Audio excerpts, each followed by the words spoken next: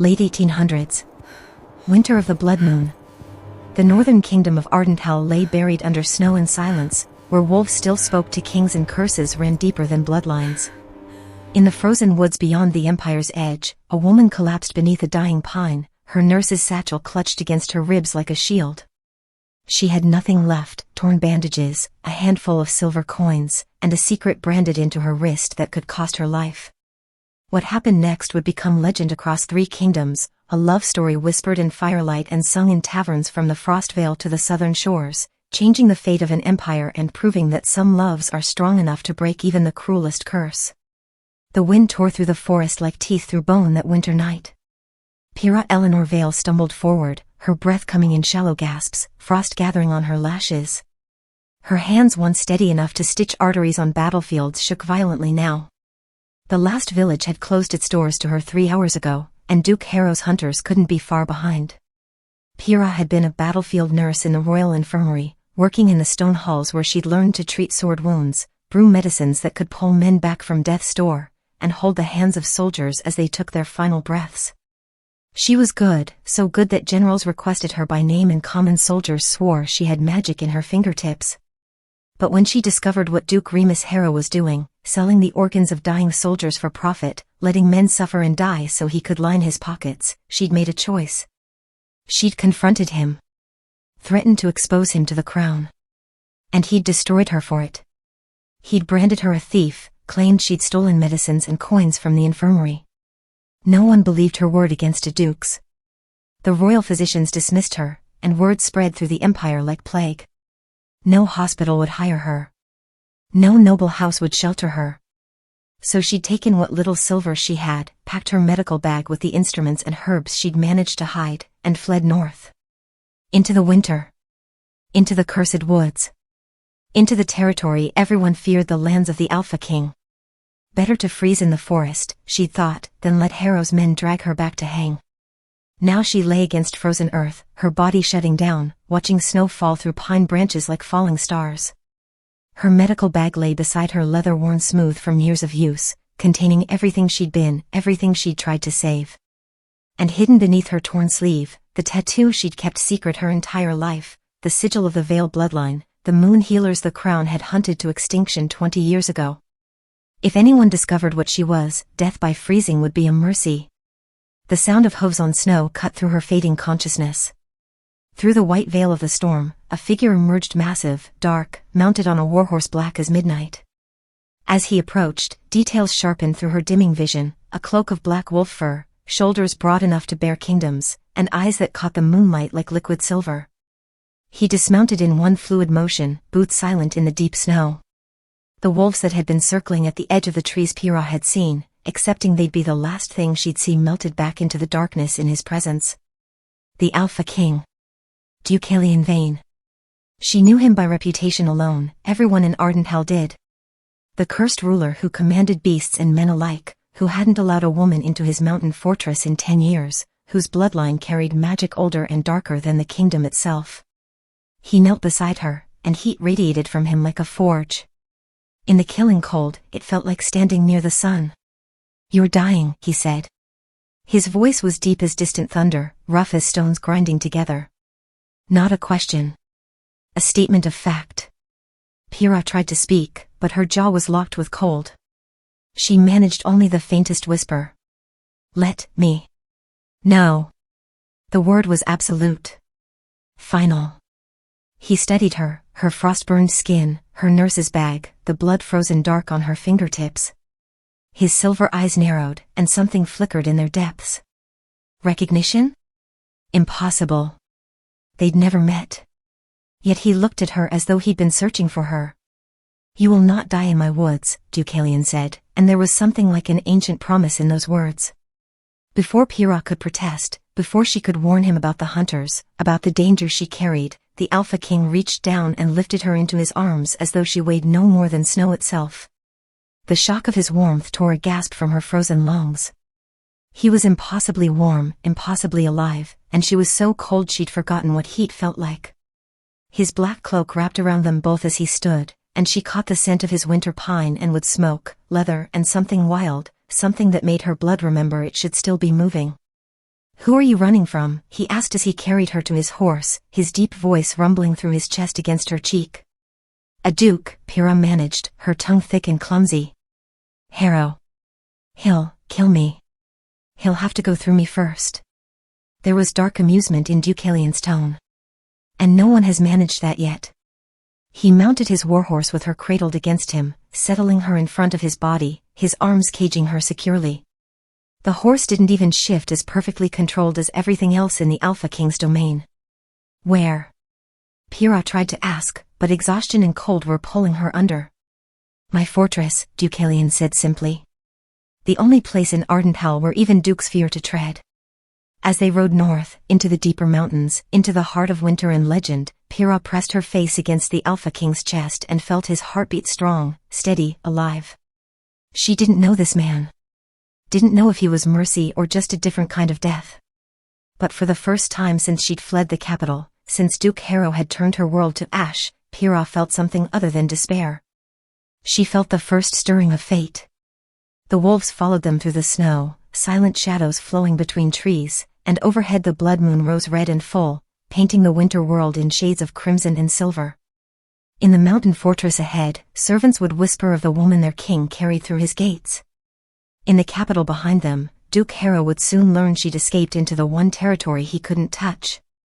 And in the ancient chamber beneath the castle where prophecies were carved into stone, words written 100 years ago waited to be fulfilled. When the Wolf King finds the moon healer in the snow, the curse shall break or the kingdom shall fall.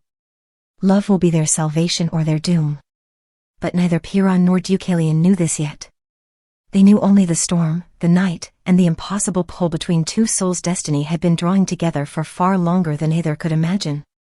To understand how they reached this moment, a cursed king and a fugitive healer riding through winter toward a fate neither expected, we must go back.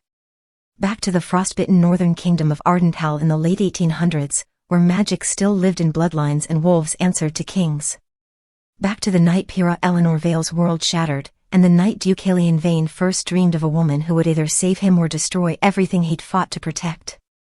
Before we journey deeper into the frost and discover how Pyrrha survives her first night in the Alpha King's fortress, tell us where in the world are you listening from? Drop your location in the comments below. And if you're already captivated by this tale of curses, courage, and forbidden love, hit that subscribe button and give us a like. Trust us, you won't want to miss what happens when Pyrrha wakes up surrounded by wolves and realizes the man who saved her might be more dangerous than the duke who hunts her. Now, let's step into the fortress of wolves. Pyrrha woke to warmth. For a moment, she thought she'd died. Heaven, her mother used to say, would feel like the first morning of spring after a long winter, soft, gentle, impossibly warm. But then pain flared through her frost-burned fingers and toes, sharp enough to drag a gasp from her throat, and she knew with bitter certainty she was still alive. Her eyes opened to firelight dancing across stone walls. Not the rough timber of a village inn, but carved granite veined with silver, ancient and immovable. Tapestries hung from iron rings, wolves running through forests, battles fought under blood moons, a crowned figure standing between beast and man. She lay in the largest bed she'd ever seen, buried under furs so soft they felt like water against her skin. The room itself was warm, heated by a massive fireplace where logs crackled and hissed. Through tall windows, she could see snow falling past glass so thick it must have cost a fortune. "You're awake." The voice was female, gentle as new snow. "Thank the old gods. We weren't certain you'd survive the night." Pyrrha turned her head too quickly, and the room spun. A woman stood beside the bed, perhaps 50 winters old, with silver threading through dark hair pulled into a neat braid. She wore a simple gray dress with a white apron, but her bearing suggested authority. "Easy now," the woman said, pressing a cool hand to Pyrrha's forehead.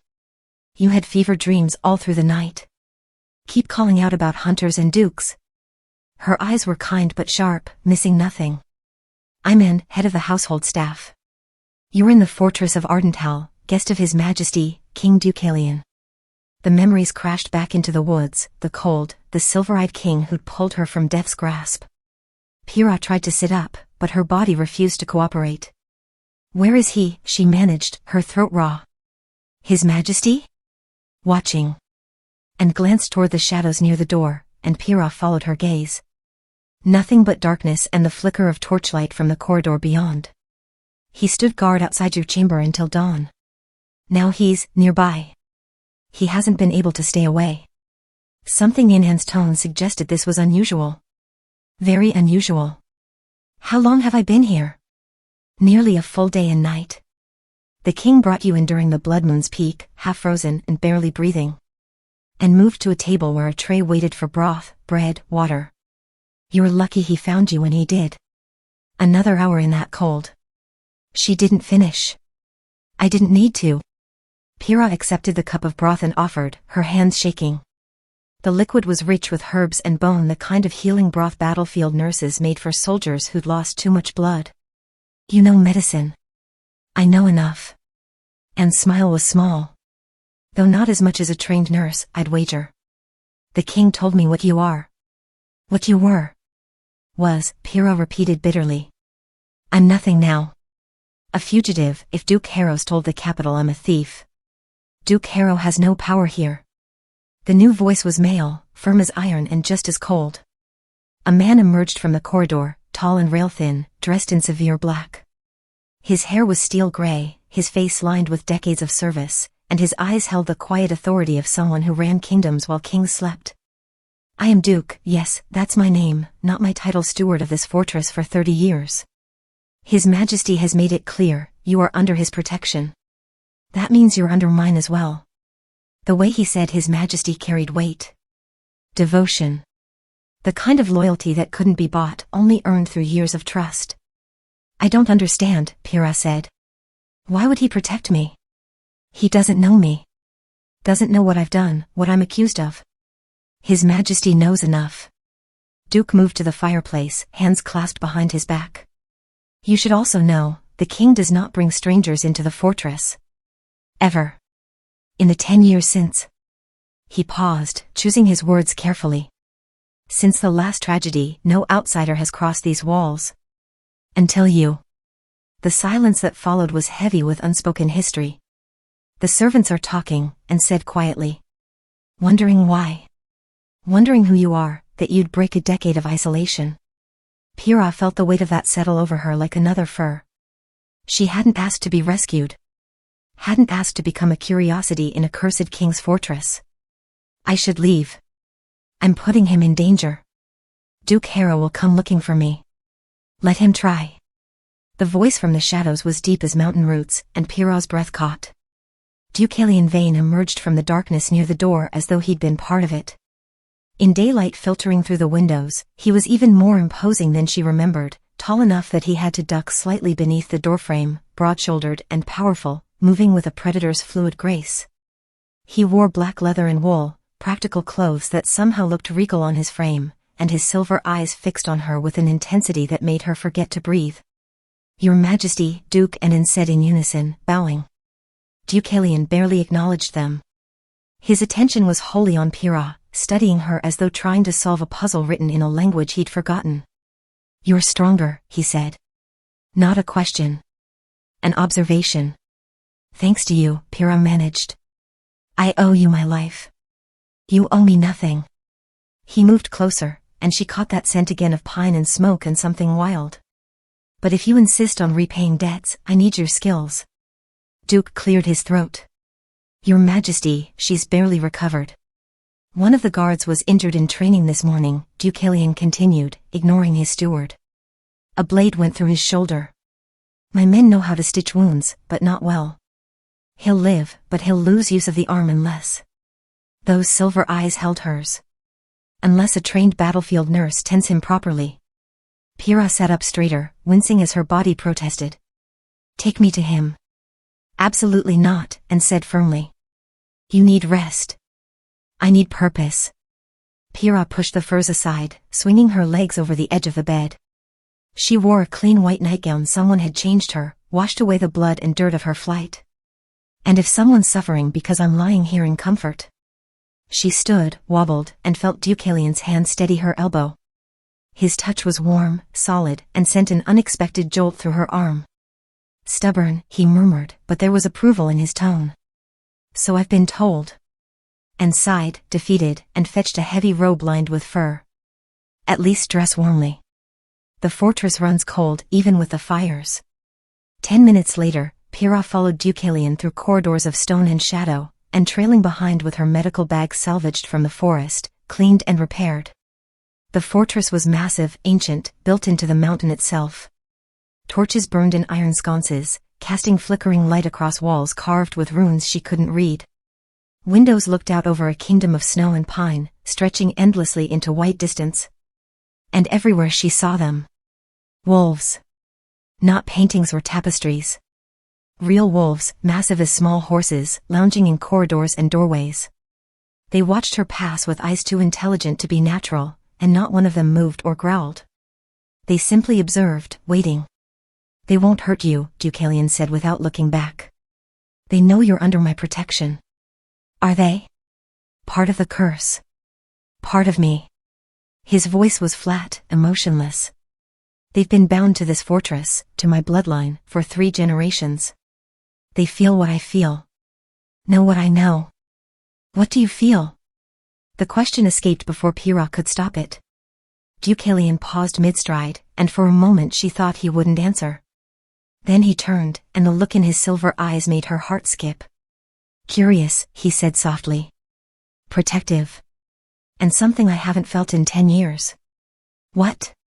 Hope. Before she could respond, he continued walking, leaving her to wonder what he meant. The guards' quarters were warm and crowded with soldiers, men and a few women, all armed, all watching Deucalion with the same devotion she'd seen in Duke's eyes. They parted as their king entered, and Pyrrha saw the injured man lying on a cot, his shoulder wrapped in blood-soaked bandages. This is Pyrrha Vale, Deucalion announced. Battlefield nurse from the Royal Infirmary. She'll tend Garrett's wound. The soldiers exchanged glances of surprise, curiosity, suspicion. A woman whispered something about the first stranger in 10 years. Pyrrha ignored them all. She knelt beside the wounded man, and her training took over. I'm going to look at your shoulder. This will hurt.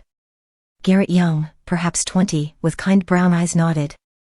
Do what you must, miss. She unwrapped the bandages carefully.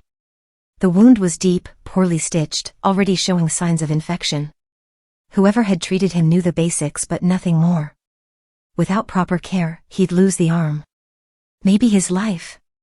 I need hot water, clean cloth, needle and catgut thread, Pyrrha said, her voice steady and sure.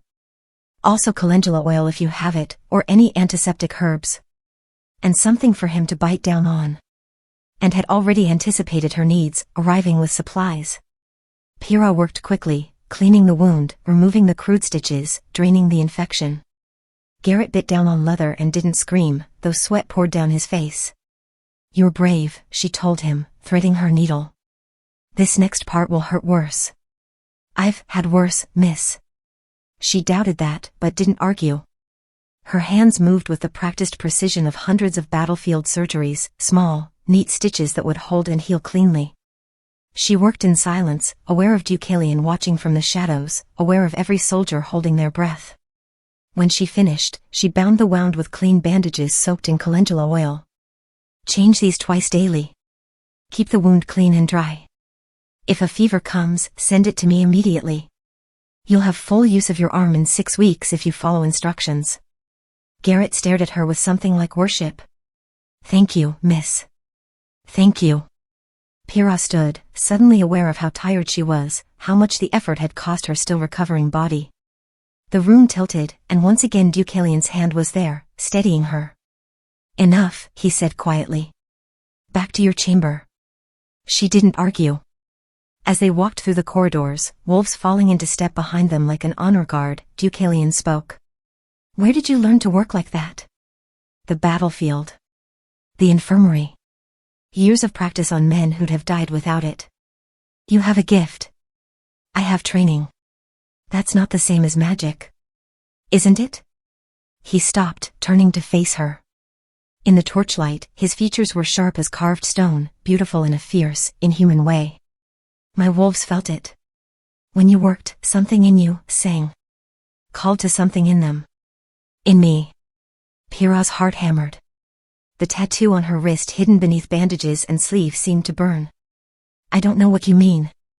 Don't you? He studied her face, and she had the terrible sense he could see right through her, past her lies, down to the secret she'd kept her entire life. You're more than you seem, Piravel. Just as I am more than I seem. And what are you, your majesty? His smile was dark, feral, touched with the wolf he kept caged inside. Cursed. Dangerous. And standing far too close to you for either of our good. But he didn't step back. Neither did she. In the shadows, the wolves watched and waited. In her chamber, and would prepare healing tea and fresh bandages. In the capital, Duke Harrow would soon learn his prey had found sanctuary in the one place he couldn't reach. And deep in the fortress, in a chamber sealed with iron and ancient wards, something stirred. A prophecy carved in stone. A curse written in blood. A fate that had been waiting, patient as winter, for these two souls to collide. But Pyrrha and Deucalion knew only the moment, the warmth between them despite the cold, the pull neither could name, the sense that saving his guard had been a test she'd passed without knowing she was being tested. Rest, Deucalion said finally, stepping back. Tomorrow you can explore the fortress. Meet the household. Begin to understand what you've stumbled into. And tonight? Tonight I'll stand guard. As I did last night. His voice dropped lower. As I'll do every night until you're safe. From Duke Harrow? Or from you? His laugh was rough, humorless. That, Piravel, is the question neither of us can answer yet.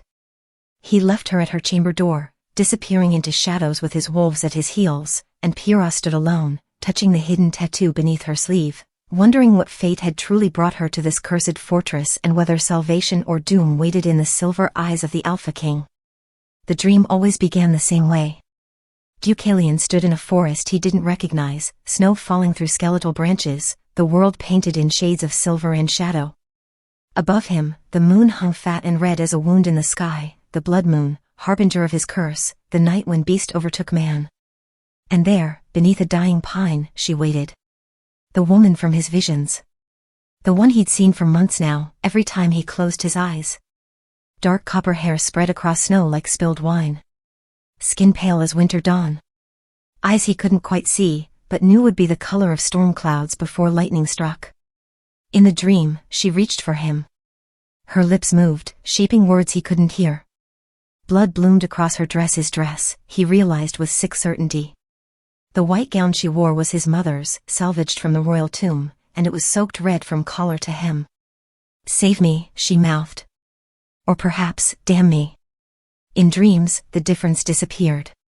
He tried to reach her, but his hands were no longer hands. Claws, black and curved, dripping with crimson that steamed in the frozen air. The beast was taking him, consuming him from the inside out, and she was still reaching, still bleeding, still. Deucalion. She spoke his name, and the dream shattered. He woke in his chamber, chest heaving, sweat cooling on his skin despite the fire burning low in the hearth.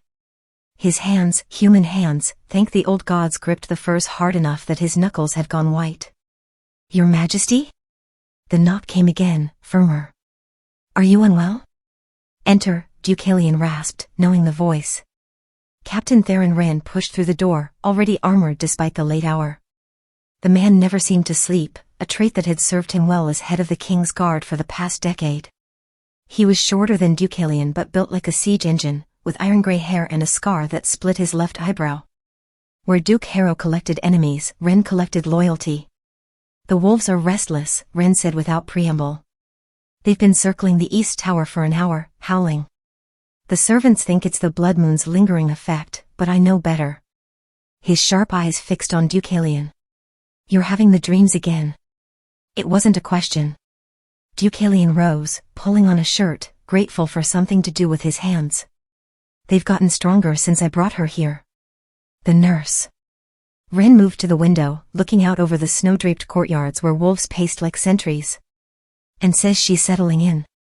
Treated young Garrett's shoulder yesterday with skill that would shame most royal physicians. The men are already calling her the King's healer. She's not mine. Isn't she? Ren turned, and his expression was grave. You've dreamed of her for months, Deucalion. Obsessed over visions of a woman you'd never met, drawing her face in charcoal until your chambers looked like a shrine. And then, on the night of the blood moon, you rode into a storm you had no reason to brave and found her exactly where your dreams said she'd be, exactly as you'd seen her, half frozen and dying under a pine tree. The words hung between them, heavy with implication. You think it's the curse, Deucalion said quietly. I think it's fate. Which is worse. Ren crossed his arms. The last time you dreamed like this was before Eleanor. The name landed like a blade. Eleanor. His betrothed. The woman who died 10 years ago when the curse had taken him on their wedding night, when the beast had overcome man and he'd woken to find her broken body in his arms. This is different, Deucalion said, but even he heard the uncertainty in his voice. Is it? Because from where I stand, history is repeating itself with terrifying precision. You're drawn to her. The wolves follow her like she's already queen. And according to Duke, she carries secrets she's desperate to hide. Ren's voice softened. I'm not saying send her away. I'm saying be careful. The moon's curse doesn't forgive, and it doesn't forget. Deucalion knew he was right. But knowing and accepting were different animals entirely. Watch her, he said finally. Not because I don't trust her, but because I don't trust fate. If she's truly the woman from my dreams, then she's tied to my curse somehow. I need to understand before the next blood moon rises. And if understanding her means losing her? Deucalion's jaw tightened. Then we'll face that when it comes. But even as he spoke the words, he knew he was lying. He'd already lost one woman to his curse. He couldn't lose another. Pyrrha woke to wolves howling. The sound cut through her dreams like wind through winter branches, not the distant cry of wild beasts, but something closer, something that felt almost like language. Like they were calling to her, speaking a name she'd forgotten she owned. She sat up, heart hammering, and looked toward the window. Moonlight streamed through glass, pale and cold, painting her chamber in shades of silver. The fire had burned low, just embers glowing in the hearth. And her wrist was burning. Pyrrha threw back the furs, yanking up her sleeve with shaking hands. The tattoo, the sigil of the Vale bloodline, the mark she'd kept hidden since childhood, was glowing. Faint, barely visible, but undeniably there. Silver light traced the intricate pattern of moon and wolves and ancient runes, pulsing in time with her heartbeat. No, she whispered. No, not here. Not now. She'd spent 26 years hiding what she was. Her mother had died to keep the secret, had taken torture rather than reveal that the Vale line hadn't been completely extinguished, that one daughter remained. Pyrrha had learned to bind the tattoo, to wrap it in cloth soaked with herbs that dampened its glow, to never let anyone see the proof of her heritage. But here, in the fortress, surrounded by the Alpha King's wolves and ancient magic she didn't understand, the mark was waking up. The howling grew louder. Pyrrha wrapped a robe around herself and moved to the window. Below, in the courtyard, she saw dozens of wolves, massive and silver-furred, their muzzles pointed toward the sky. Toward her window. And as she watched, one of the largest turned its head, fixing her with eyes that gleamed like molten gold. Pyrrha, the wind seemed to whisper. Or perhaps she was losing her mind. You hear them too? She spun, gasping. Deucalion stood in her doorway, still dressed in sleep clothes, loose shirt and dark trousers, his hair disheveled, his eyes fever-bright in the moonlight. He looked wild, dangerous, barely tethered to human form. You shouldn't be here, Pyrrha managed, pulling her robe tighter. It's improper. Nothing about this is proper. He moved closer, and she backed up until she hit the windowsill. Answer me. Do you hear them? The wolves? Yes. But I don't understand. Show me your wrist. The command was absolute. Alpha to subject. King to servant. But beneath it, she heard something else, desperation. Why? Because I've been dreaming of you for months, Deucalion said, and the raw honesty in his voice stole her breath. Seeing you in visions I couldn't explain, drawing your face until I thought I was going mad. And then I found you exactly where my dreams said you'd be, exactly when fate demanded I ride into that storm. So show me your wrist, Pyrrha Vale, and tell me I'm not insane. She should refuse. Should lie. Should protect the secret that had cost her mother's life. Instead, she held out her arm. Deucalion pushed back her sleeve, and in the moonlight, the tattoo blazed silver. the sigil of the Vale bloodline moon healers, priestesses of the old goddess, the family the crown had hunted to extinction because their power rivaled kings. Gods, Deucalion breathed. You're one of them. The lost bloodline.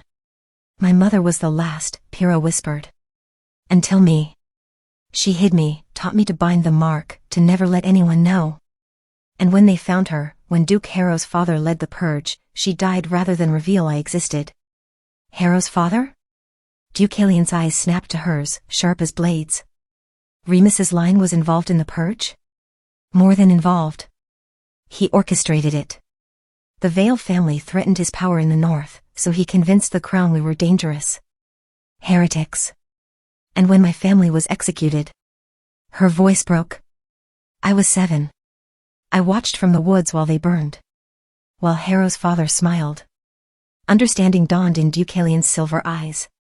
That's why he hunts you. Not because you exposed his corruption, though that would be enough. But because he knows what you are. If anyone discovers a Vale heir survived, it would prove his father's purge was incomplete. That he lied to the crown. He'd lose everything. And I, Deucalion said softly, reaching up to touch her face with a gentleness that contradicted his warrior's hands, have given his greatest enemy sanctuary in the one place he can't reach. I should go, Pyrrha said, but didn't move. Couldn't move. I'm endangering you, your fortress, everything. No. His thumb traced her cheekbone, and she shivered. You're not going anywhere. Do you know what the old legends say? About wolf-cursed kings and moon healers? She shook her head. That they're two halves of the same ancient magic. That only a descendant of the moon goddess can break an alpha's curse. His voice dropped to barely a whisper. I've been dreaming of you, Pyrrha, because fate has been screaming that you're my salvation. Or my doom. I don't know which yet. Why did you save me? She asked, the question that had haunted her since she woke. Truly. You had no reason to risk yourself for a stranger. Deucalion leaned closer, until his forehead nearly touched hers, until she could feel his breath warm against her lips. Below, the wolves howled in unison, a sound that was approval, joy, recognition. Because fate demanded it, he said simply. Because I'd been searching for you in dreams for so long that when I finally found you freezing in my forest, letting you die would have been like cutting out my own heart. His hand slid to the back of her neck, fingers tangling in her hair. Because the moment I lifted you into my arms, something in me that had been dead for 10 years came roaring back to life. Your curse. Damn my curse. The words were fierce, final. If loving you is what breaks it or what dooms me, I don't care anymore. I'm tired of being afraid, Pyrrha. Tired of being alone. You are the woman from my dreams, and I am the wolf from yours. Don't deny it, I can see the truth in your eyes. Fate has bound us together, and I'm done fighting it. He was going to kiss her.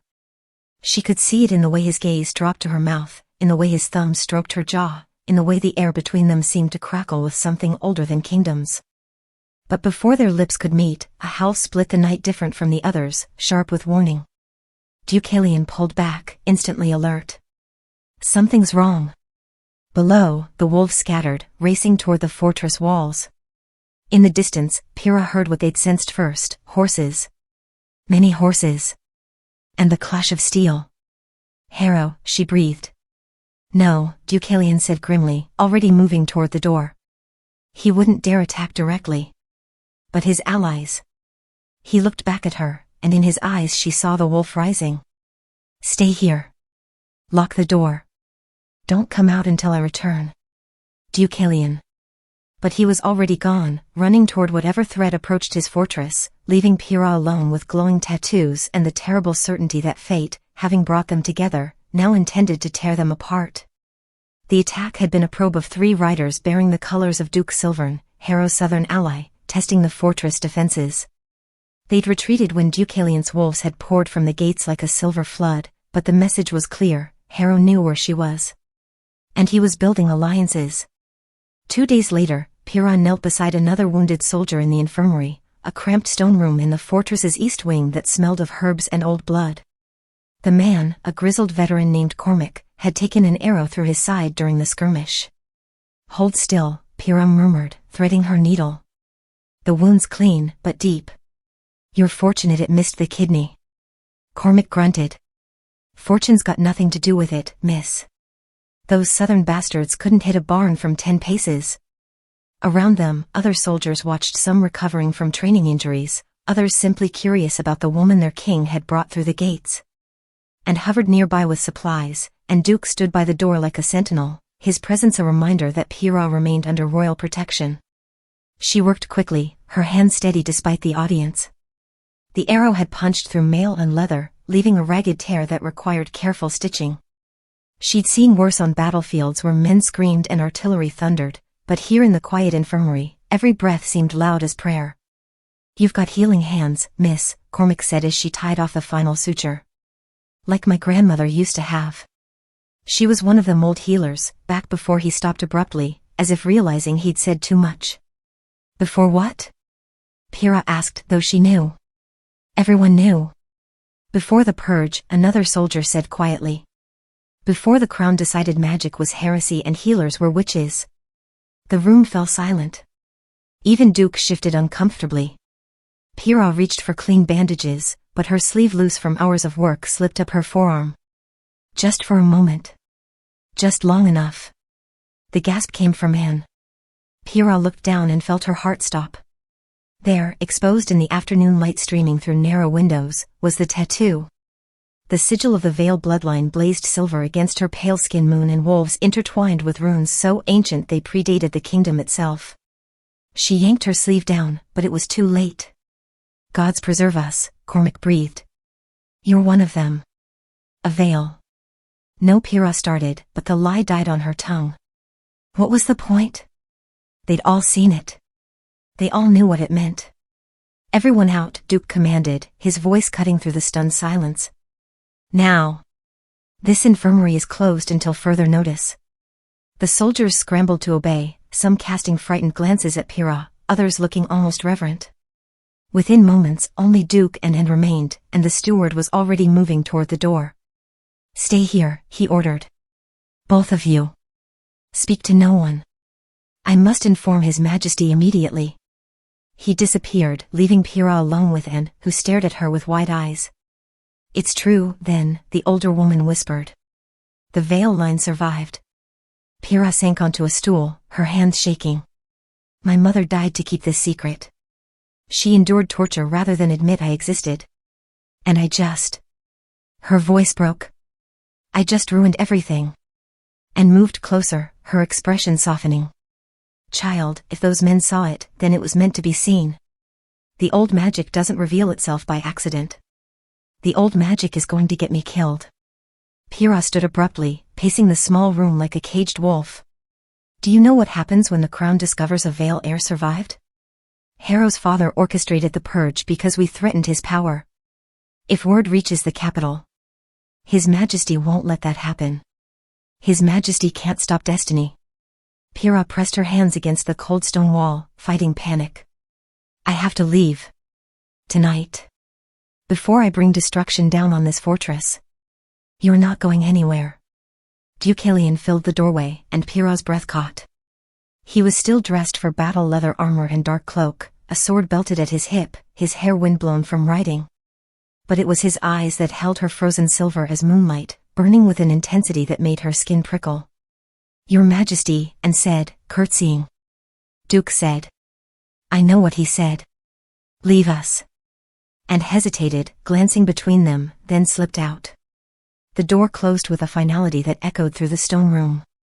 Deucalion moved toward Pyrrha with the fluid grace of a predator. Show me. You already know. Show me, he repeated, and there was no refusing that voice. Pyrrha pushed up her sleeve with trembling hands. The tattoo gleamed in the fading light, more vibrant than ever, as though exposure had awakened something dormant. Deucalion caught her wrist, his touch gentle despite the strength she could feel coiled beneath his skin. How long have you known? He asked quietly. All my life. My mother marked me when I was born as an old tradition, proof of our bloodline. She taught me to hide it, to bind it with herbs that dampened the glow. Pyrrha's voice was barely above a whisper. But here, in your fortress, surrounded by your wolves and your magic, it won't stay hidden anymore. Deucalion traced the sigil with his thumb, and Pyrrha felt heat bloom beneath her skin, not painful, but achingly alive. Do you know what this means? That I'm a liability. That Hera will stop at nothing to see me dead. That I've endangered everyone hereby. It means you might be able to break my curse. The words fell between them like stones into still water. Pyrrha stared at him. What? The old texts, the ones my family has guarded for generations, speak of the wolf-cursed kings and the moon healers. 2 halves of ancient magic, split when the first goddess died. Deucalion's voice was rough, urgent. The curse that binds my bloodline can only be broken by a descendant of the Veil line.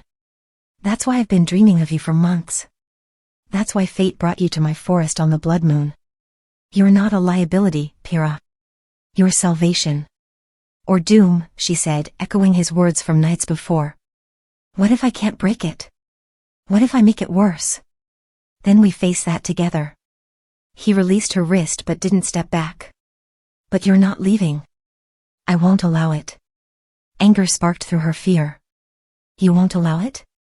I'm not your prisoner, your majesty. No, Deucalion agreed, his eyes darkening.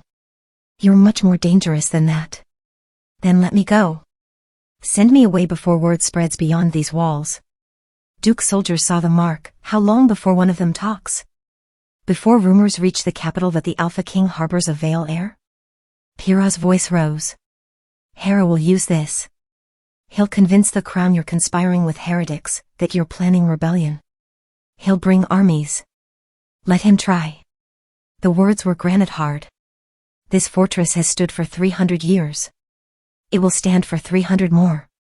Not if it burns. Pyrrha pushed past him, heading for the door. I'm leaving tonight. I'll take supplies, head southwhere. His hand caught her arm, spinning her back. No. You can't stop me. Can't I? Something wild flickered in his silver eyes, the wolf rising beneath the man. I'm the Alpha King, Pyrrha. These lands, these wolves, this fortress, they all answer to me. Including you. I answer to no one. She jerked free, heart pounding. I've spent my life running from men who thought they owned me, physicians who dismissed me, dukes who hunted me, nobles who branded me a thief and a liar. I won't trade one cage for another, no matter how gilded. This isn't a cage, Deucalion said, following as she strode toward the corridor. It's protection. It's a tomb. Pyrrha didn't stop, moving through passages she'd learned these past days, heading toward her chamber where her few belongings waited. And I won't be buried alive waiting for Hera's armies to come. She'd made it to the courtyard, the main one, where snow lay thick and pristine under afternoon sun when Deucalion caught her again. This time his grip was iron, unbreakable, spinning her to face him in the center of that white expanse. Stop running, he commanded. Stop chasing, she shot back. I can't. The admission tore from him like a confession. Don't you understand? Every instinct I have, man and beast, is screaming at me to keep you here, to guard you, to never let you walk into danger again. His control was fraying, and she could see it in the way his hands shook, in the way his eyes bled from silver to gold. Run, Pyrrha, and I will chase you. Not because I want to cage you, but because losing you would be worse than the curse itself. You barely know me. I've known you for months. In dreams, in visions, in every waking moment since the blood moon. He pulled her closer, until they stood breath to breath in the falling snow. Stay. Please. Let me protect you even from destiny itself. And if I can't break your curse? If I'm not the salvation the prophecy promises? Then at least I'll have known what it feels like to hope again. His voice dropped to barely a whisper. Stay, Pyrrha. Not as my prisoner. Not even as my subject.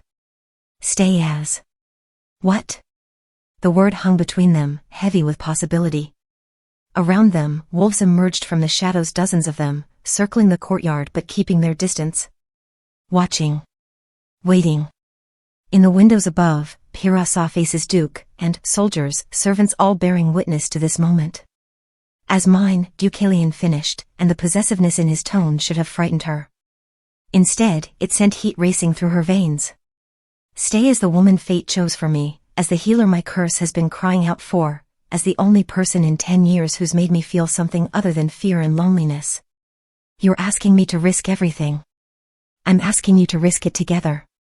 His forehead touched hers, and she felt the tremor running through his restraint stretched to breaking. I can't promise safety. Can't promise the curse will break or that Harrow won't come for us both. But I can promise that if you stay, you'll never face it alone again. Pyrrha closed her eyes, feeling tears freeze on her lashes. Every logical part of her screamed to run, to disappear into the mountains before dawn, to protect herself the way she'd always done. But logic hadn't saved her mother. Hadn't stopped the purge. Hadn't prevented Duke Harrow from destroying her life.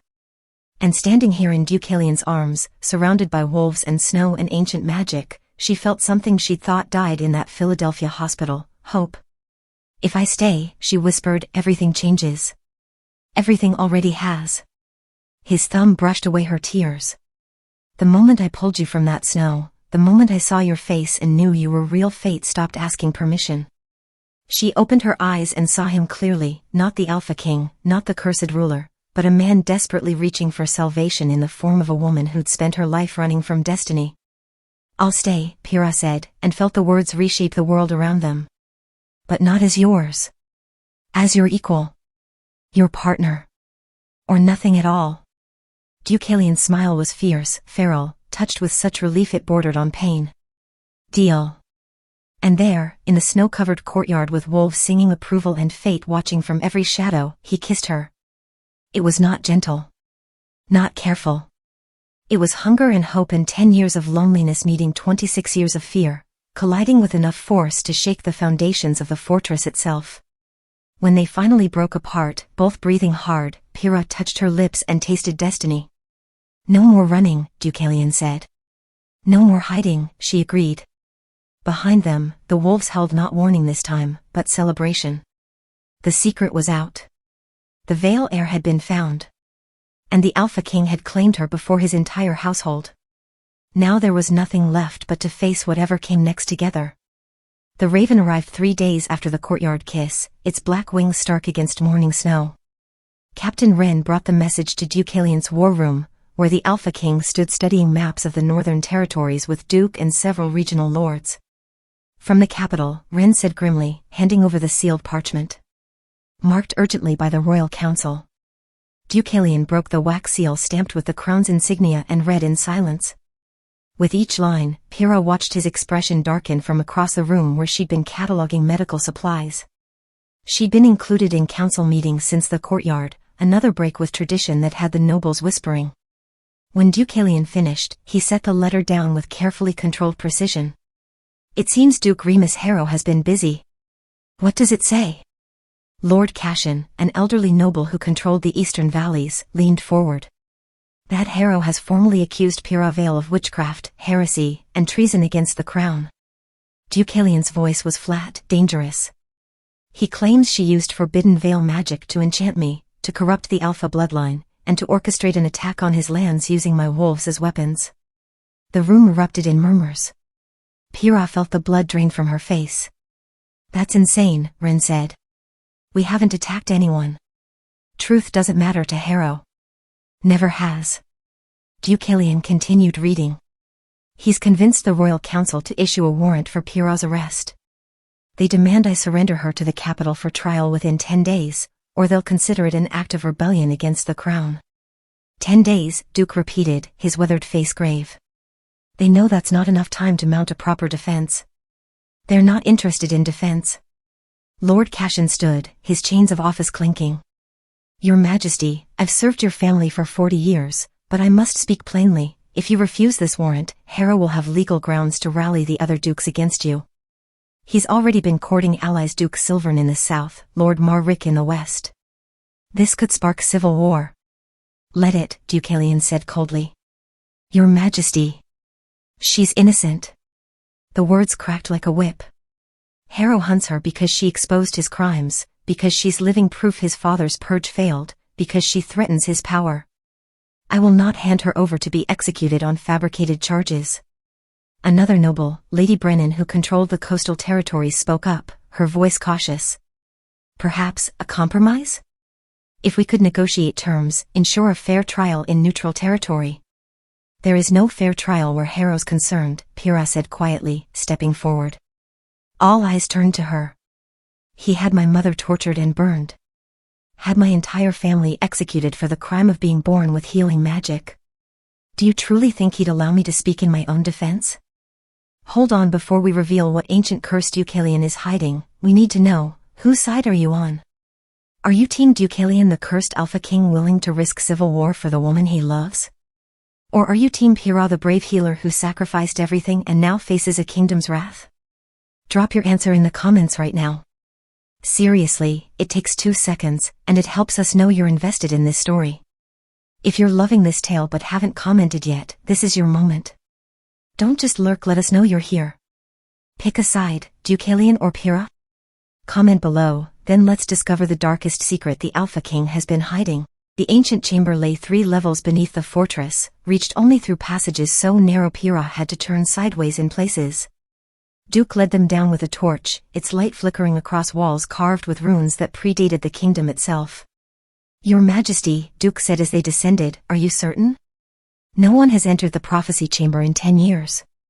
Not since Eleanor died, Deucalion finished quietly. I know. But Pyrrha deserves to understand what she's agreed to marry into. They'd had 6 days since the proposal. 6 days of hasty wedding preparations while scouts brought increasingly dire reports Harrow's army was moving north, 3,000 strong and growing. The wedding was set for tomorrow at dawn, a quiet ceremony with only the household as witnesses. There was no time for spectacle. No time for anything except the truth. The passage opened into a circular chamber carved from living rock. Pyrrha gasped. The walls were covered floor to ceiling with intricate carvings, wolves and women, moons and blood, scenes of transformation and violence rendered in stone that seemed to pulse with residual magic. In the center of the room stood a stone altar, and above it, carved in letters 2 feet high, were words in the old tongue. Can you read it? Deucalion asked, his voice echoing. Pyrrha moved closer, her fingers tracing the ancient script. Her mother had taught her the old language in secret, knowledge passed down through generations of veil healers. It's a prophecy. About the wolf curse. Read it to me, he said softly. All of it. No more secrets between us. She took a breath and began translating. When the first king broke faith with the moon goddess, refusing her blessing and her bride, she cursed his bloodline thus, every alpha-born shall carry the beast within, and every full moon the beast shall rise. Control it they might for a time, but love shall be their undoing, for the beast destroys what the heart holds most dear. Only when the wolf king finds the moon healer in snow and winter's dark, only when he chooses her freely despite his fear, only when she offers her blood and her love knowing the price, only then may the curse be broken. But beware, the breaking requires sacrifice. Blood for blood, life for life, love for the loss of all love. The healer must face the beast at its strongest, under the blood moon's light, and survive until dawn. If she lives, the curse ends. If she dies, the curse deepens and the beast shall reign forever. Silence filled the chamber like water rising. Eleanor never read this, Deucalion said finally. She didn't know about the prophecy. I'd hidden it from her, thinking if she didn't know the truth, maybe fate would spare us. I was wrong. Pyrrha turned to face him. Tell me what happened. He moved to the altar, running his fingers across stone stained dark with what might have been blood or might have been shadow. We were to be married on the winter solstice, 10 years ago. A political match, arranged by our families, but I'd grown fond of her. She was kind. Gentle. Afraid of the wolves but trying to be brave. His voice was distant, remembering.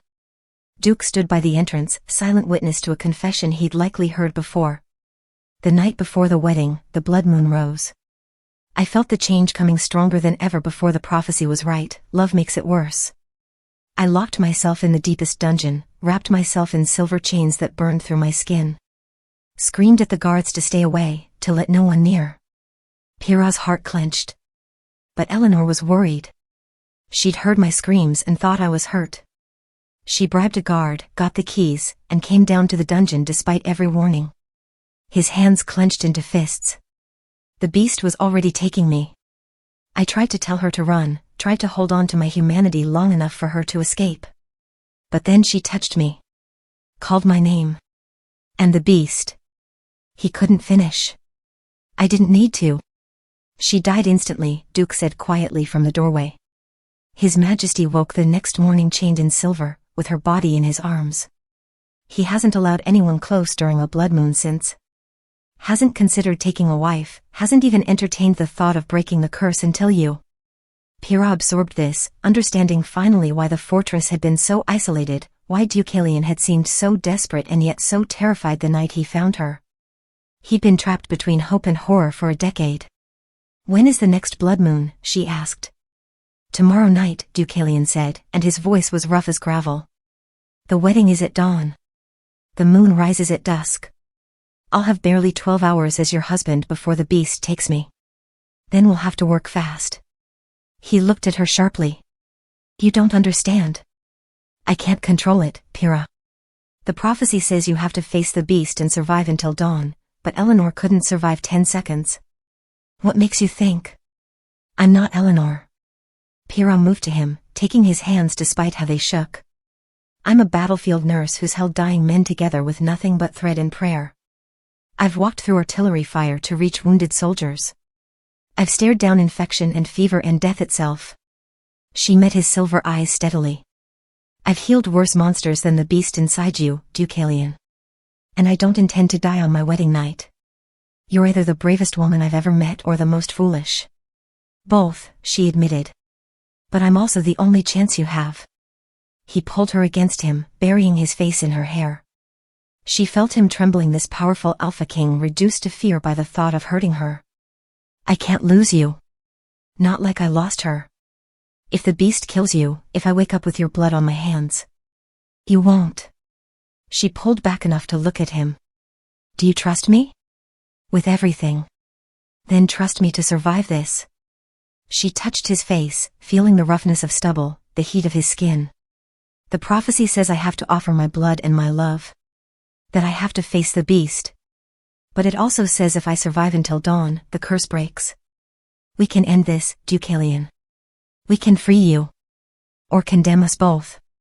That's the gamble. She smiled, though her heart raced with fear she refused to show. But I've been gambling with my life since I fled that infirmary. At least this time, I'm betting on something worth the risk. He kissed her then, not the fierce claiming of before, but something tender and desperate, as though memorizing the taste of her in case tomorrow brought loss instead of salvation. When they finally ascended from the chamber, night had fallen. Tomorrow would bring a wedding. Tomorrow night, a reckoning. The blood moon rose like a wound in the sky. Pyrrha stood in Deucalion's chambers, now their chambers, as of 12 hours ago when Anne had pronounced them married in a simple ceremony witnessed by the household. She wore the silver wedding band he'd placed on her finger at dawn, and he wore its twin. Husband and wife for half a day. Possibly widow by morning. Lady Brennan had the grace to look uncomfortable. The law is the law, Your Majesty, Lord Cashin insisted. If you defy a royal warrant, you give Harrow exactly what he wants, proof that you've been corrupted, that the Alpha bloodline has turned against the crown. The crown turned against my bloodline first, Deucalion said, his voice dropping to a growl that raised the hairs on Pyrrha's neck. Or have you all forgotten? 3 generations ago, when my great-grandfather refused to exterminate the Veil Healers, the crown cursed our line. Made us monsters. And now they demand I surrender the one person who might break that curse? The silence that followed was suffocating. You believe she can break it? Lady Brennan asked, wondering and fear mixing in her tone. I know she can. Deucalion moved to where Pyrrha stood, and the gesture was deliberate, standing beside her, not in front of her. United. The old prophecies were clear, only a descendant of the moon goddess can end the wolf curse. Pyrrha is the last of the Veil line. She is the key. She's also a target, Lord Cashin said heavily. Harrow's message included a list of his new allies. Duke Silvern, Lord Marrick, and now Baron Crenshaw of the Midlands. Together they can field an army of 5,000 men. Your Majesty, I respect your position, but we must consider the kingdom's welfare. Is one woman worth plunging Ardental into a civil war? Yes. The word was absolute, unyielding as stone. Pyrrha felt her heart clench. Deucalion. Her name is Pyrrha, he continued, addressing the council. Not one woman. Not the Veil heir. Not the target. She is Pyrrha Eleanor Vale, skilled battlefield nurse, healer to this fortress, and the woman I have chosen as my queen consort." The room exploded. "Your Majesty, you cannot be serious. This is madness. The crown will never accept." "Enough." Deucalion's voice boomed, and Pyrrha felt the alpha power behind it, the command that made wolves kneel and strong men falter. The nobles fell silent instantly. "I have made my decision. Pyrrha stays.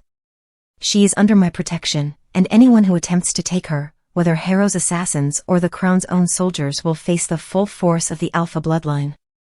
"Then you're declaring war," Lord Cashin said flatly.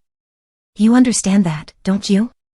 Harrow will use this defiance to unite the southern territories. They'll march on the fortress. Let them march." Deucalion's smile was sharp as blades. "These walls have stood for 3 centuries. My wolves number in the hundreds.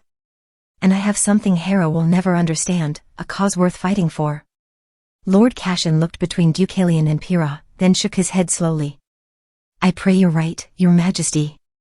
Because if you're wrong, it won't just be your life at stake, it'll be the entire kingdom." He and several other nobles filed out, leaving only Duke Ren, Lady Brennan, and who'd been standing quietly by the door with Deucalion and Pyrrha. "Well," Ren said dryly, "that went better than expected."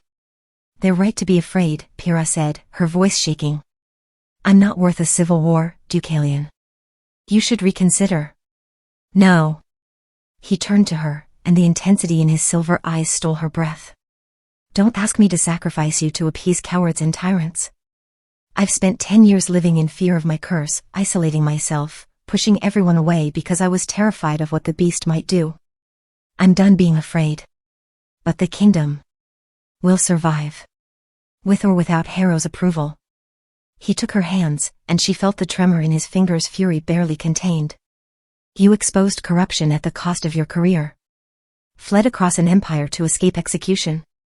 Survived in woods that would have killed anyone else. You are not a liability, Pyrrha. You're the strongest person I've ever met." "I'm scared," she admitted. "So am I." His voice softened. "But I'm more scared of losing you than I am of any army Harrow can muster." Lady Brennan cleared her throat. "If I may, Your Majesty? There is one option you haven't considered." "Speak." "Marry her. Officially. Before the 10 days expire." The noble woman's expression was calculating. "If Pyrrha becomes your queen consort, recognized and crowned, Harrow's charges become meaningless. You can't arrest a reigning queen on witchcraft charges without accusing the king of being complicit. It would force the crown to choose between backing Harrow or supporting your sovereignty." Duke nodded slowly. "She's right. It's a gamble, but it might divide Harrow's allies. Some lords won't risk treason by attacking a crowned queen." "Marriage," Pyrrha repeated, the word foreign on her tongue. "A political marriage," Lady Brennan clarified. "In name only, if that's what you prefer. But it would give you legal protection and force Harrow to escalate his accusations to include His Majesty, something even the crown might hesitate to endorse." Deucalion studied Pyrrha, and she saw the question in his eyes. "Would you?" It was insane. They'd known each other less than 2 weeks. Shared one kiss. Barely understood the pull between them, let alone whether it was love or just destiny forcing them together. But she'd also watched him stand before his entire council and choose her over peace. Declare her worth fighting for. Risk everything for a woman he barely knew. "If I say yes," Pyrrha said carefully, "it can't be just political. I won't be a chess piece, Deucalion. Not even yours." "What are you asking for?" "Partnership. Honesty. A real chance to see if what's between us is fate or choice." She stepped closer, until they stood breath to breath despite their audience. "Marry me because you want to, not because it's a strategy. Or don't marry me at all." A slow smile curved Deucalion's lips, the first genuine one she'd seen since the Raven arrived. "I stopped thinking of you as a strategy the moment I pulled you from the snow, Pyrrha Vale. Everything since has been pure, selfish wanting." "Then ask me properly." His eyebrows rose. "Here? Now? Why not? We have witnesses." Something sparked in his silver eyes, amusement, affection, and beneath it all, that dangerous hunger she'd felt in the courtyard. "Very well. To everyone's shock, including Pyrrha's, the Alpha King of Ardental dropped to one knee in his own war room.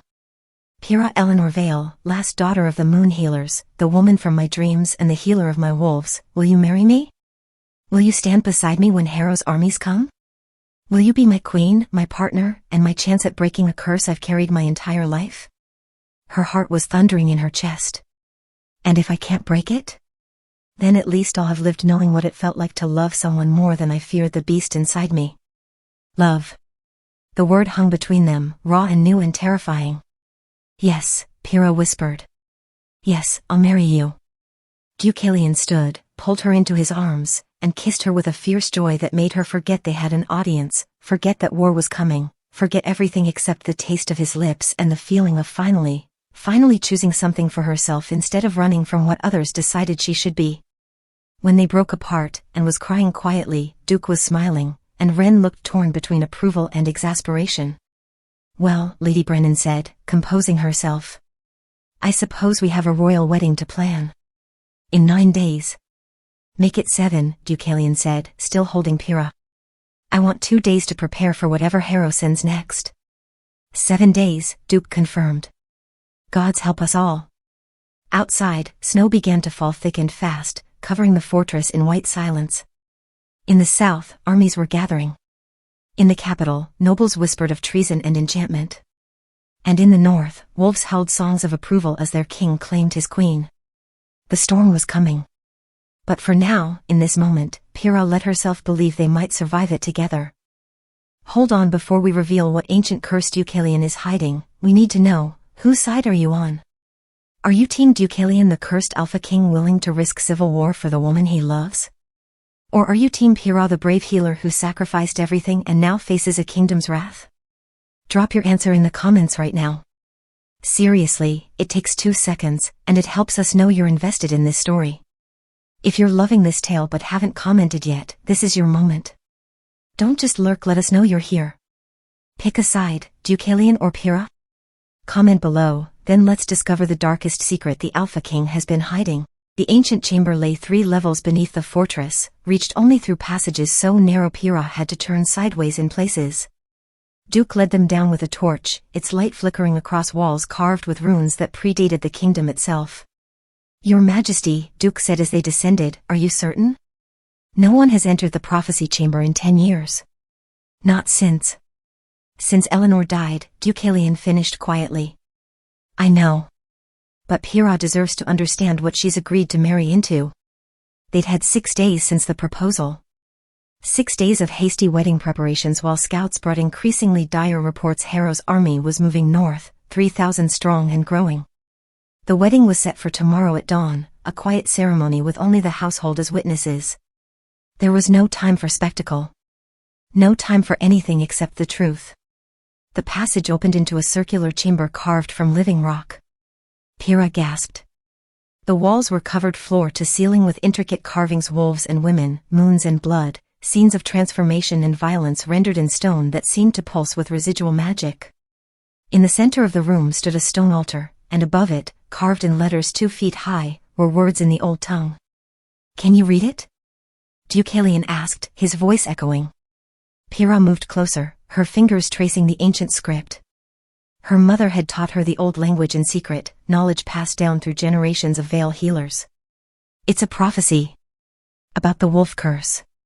Read it to me, he said softly. All of it. No more secrets between us. She took a breath and began translating. When the first king broke faith with the moon goddess, refusing her blessing and her bride, she cursed his bloodline thus, every alpha-born shall carry the beast within, and every full moon the beast shall rise. Control it they might for a time, but love shall be their undoing, for the beast destroys what the heart holds most dear. Only when the wolf king finds the moon healer in snow and winter's dark, only when he chooses her freely despite his fear, only when she offers her blood and her love knowing the price, only then may the curse be broken. But beware, the breaking requires sacrifice. Blood for blood, life for life, love for the loss of all love. The healer must face the beast at its strongest, under the blood moon's light, and survive until dawn. If she lives, the curse ends. If she dies, the curse deepens and the beast shall reign forever. Silence filled the chamber like water rising. Eleanor never read this, Deucalion said finally. She didn't know about the prophecy. I'd hidden it from her, thinking if she didn't know the truth, maybe fate would spare us. I was wrong. Pyrrha turned to face him. Tell me what happened. He moved to the altar, running his fingers across stone stained dark with what might have been blood or might have been shadow. We were to be married on the winter solstice, 10 years ago. A political match, arranged by our families, but I'd grown fond of her. She was kind. Gentle. Afraid of the wolves but trying to be brave. His voice was distant, remembering. Duke stood by the entrance, silent witness to a confession he'd likely heard before. The night before the wedding, the blood moon rose. I felt the change coming stronger than ever before. The prophecy was right, love makes it worse. I locked myself in the deepest dungeon, wrapped myself in silver chains that burned through my skin. Screamed at the guards to stay away, to let no one near. Pyrrha's heart clenched. But Eleanor was worried. She'd heard my screams and thought I was hurt. She bribed a guard, got the keys, and came down to the dungeon despite every warning. His hands clenched into fists. The beast was already taking me. I tried to tell her to run, tried to hold on to my humanity long enough for her to escape. But then she touched me. Called my name. And the beast. He couldn't finish. I didn't need to. She died instantly, Duke said quietly from the doorway. His Majesty woke the next morning chained in silver, with her body in his arms. He hasn't allowed anyone close during a blood moon since. Hasn't considered taking a wife, hasn't even entertained the thought of breaking the curse until you. Pyrrha absorbed this, understanding finally why the fortress had been so isolated, why Deucalion had seemed so desperate and yet so terrified the night he found her. He'd been trapped between hope and horror for a decade. When is the next blood moon? She asked. Tomorrow night, Deucalion said, and his voice was rough as gravel. The wedding is at dawn. The moon rises at dusk. I'll have barely 12 hours as your husband before the beast takes me. Then we'll have to work fast. He looked at her sharply. You don't understand. I can't control it, Pyrrha. The prophecy says you have to face the beast and survive until dawn, but Eleanor couldn't survive 10 seconds. What makes you think? I'm not Eleanor. Pyrrha moved to him, taking his hands despite how they shook. I'm a battlefield nurse who's held dying men together with nothing but thread and prayer. I've walked through artillery fire to reach wounded soldiers. I've stared down infection and fever and death itself. She met his silver eyes steadily. I've healed worse monsters than the beast inside you, Deucalion. And I don't intend to die on my wedding night. You're either the bravest woman I've ever met or the most foolish. Both, she admitted. But I'm also the only chance you have. He pulled her against him, burying his face in her hair. She felt him trembling, this powerful Alpha King reduced to fear by the thought of hurting her. I can't lose you. Not like I lost her. If the beast kills you, if I wake up with your blood on my hands. You won't. She pulled back enough to look at him. Do you trust me? With everything. Then trust me to survive this. She touched his face, feeling the roughness of stubble, the heat of his skin. The prophecy says I have to offer my blood and my love. That I have to face the beast. But it also says if I survive until dawn, the curse breaks. We can end this, Deucalion. We can free you. Or condemn us both. That's the gamble. She smiled, though her heart raced with fear she refused to show. But I've been gambling with my life since I fled that infirmary. At least this time, I'm betting on something worth the risk. He kissed her then, not the fierce claiming of before, but something tender and desperate, as though memorizing the taste of her in case tomorrow brought loss instead of salvation. When they finally ascended from the chamber, night had fallen. Tomorrow would bring a wedding. Tomorrow night, a reckoning. The blood moon rose like a wound in the sky. Pyrrha stood in Deucalion's chambers, now their chambers, as of 12 hours ago when Anne had pronounced them married in a simple ceremony witnessed by the household. She wore the silver wedding band he'd placed on her finger at dawn, and he wore its twin. Husband and wife for half a day. Possibly widow by morning. It's time, Deucalion said from across the room. His voice was already changing, rougher, inhuman. Pyrrha, please. Go to your old chambers. Lock the door. Let Duke and Ren stand guard. I'll chain myself in the dungeon. No. She moved to where silver chains lay coiled on the floor. He'd had them brought up, prepared to imprison himself in his own rooms rather than risk her following him to the dungeons like Eleanor had. Chain yourself here. I'm staying. Pyrrha. I'm your wife now. For better or worse. This is the worst, and I'm not running from it. Her hands were steady as she helped him with the chains, wrapping silver links around his wrists that hissed against his skin. The prophecy says I have to face the beast. So let's face it together. You're insane, he growled, but there was desperate gratitude in his eyes. Probably. She secured the chains to iron rings bolted into the stone walls strong enough to hold even an alpha in full transformation. But I'm also right. Running won't break this curse. Only facing it will. The moon's light intensified, streaming through the windows. Deucalion gasped, falling to his knees as the first wave of transformation hit. His body convulsed, bones cracking and reforming, his human features blurring into something ancient and terrible. Go, he begged, his voice barely recognizable. Please, Pyrrha, I can't control. I know. She knelt before him, so close she could feel the heat radiating from his changing body. And I'm not asking you to control it. I'm asking you to fight it. To remember me. To hold on to the man underneath the beast. Can't, he gasped. Too strong. Eleanor tried, couldn't. I'm not Eleanor, Pyrrha repeated firmly. And you're stronger than you think. We both are. The transformation completed with a sound like thunder. Where Deucalion had knelt, a massive wolf now stood larger than any natural animal, with fur black as midnight and eyes that glowed molten gold. The chains pulled taut, silver burning where they touched, but they held. The beast snarled, lips pulling back from fangs as long as daggers. Pyrrha stayed exactly where she was. Hello, she said softly. My name is Pyrrha. I'm your wife. And I'm not afraid of you. The beast lunged or tried to. The chains snapped it back, and it howled with fury that shook the walls. Its claws gouged stone. Its jaws snapped inches from her face. She didn't flinch. I've healed worse monsters on the battlefield, she told it, her voice steady despite her thundering heart. Seen men so consumed by pain and rage they didn't know friend from enemy. Held them down, stitched them together, brought them back from the edge of madness. She slowly, carefully, extended her hand. You're not a monster, Deucalion. You're a man with a curse. And I'm the woman who's going to help you break it. The beast went still, those golden eyes fixed on her outstretched hand. The prophecy says I have to offer my blood, Pyrrha continued, her veil tattoo glowing silver in the moonlight. So here it is. My blood. My magic. My love. Take what you need. She pressed her marked wrist against the beast's muzzle, feeling hot breath against her skin, feeling the terrible power coiled in that massive body. For a heartbeat, she thought she'd miscalculated that the beast would tear her throat out despite the chains, despite her courage. Then it whimpered. The sound was so unexpected, so achingly human, that tears sprang to Pyrrha's eyes.